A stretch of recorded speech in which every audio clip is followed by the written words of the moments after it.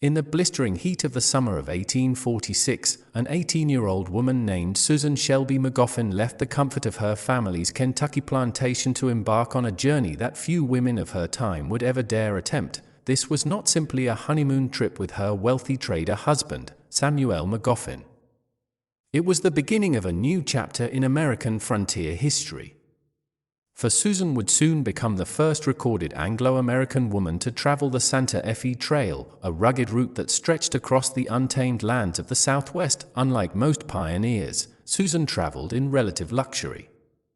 She rode in a cushioned carriage and spent nights in a carpeted tent, even referring to herself playfully as a wandering princess.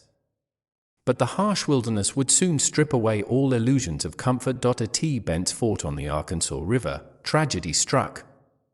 Susan suffered a miscarriage, an early reminder that this journey was not one of romantic adventure, but of relentless trials.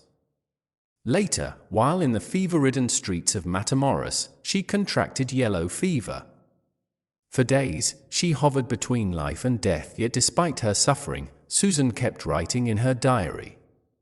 Her words reveal a powerful transformation. At first, she was the embodiment of a Southern belle, proud, skeptical, and deeply prejudiced against Mexicans and Native Americans. But mile after mile, her perspective began to shift.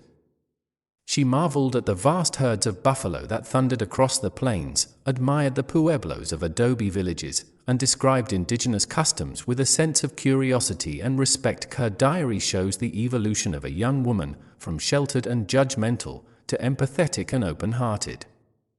The Santa Fe Trail was not only reshaping her view of the world, it was reshaping her very soul. Susan's journey also unfolded against the backdrop of the Mexican-American War.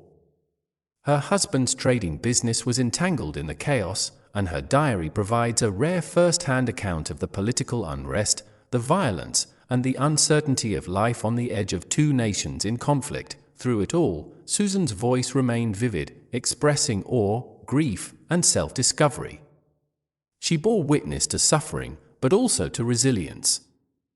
She wrote with the honesty of someone who realized she was documenting not just her life, but the life of a changing America. Tragically, Susan Shelby Magoffin did not live long. She died at the age of just 28. But her journal, the Down the Santa Fe Trail and into Mexico, survived. Today, it stands as more than just a historical document. It is a tribute to a courageous young woman whose curiosity, endurance, and unflinching words illuminated one of the most dramatic chapters of the American frontier. In the dust, blood, and sorrow of her journey, Susan's voice continues to echo. It whispers through the winds of the Santa Fe Trail, a reminder that even in the harshest landscapes, the human spirit can find strength, compassion, and transformation. This is Biography Plus, where history's forgotten voices find life again.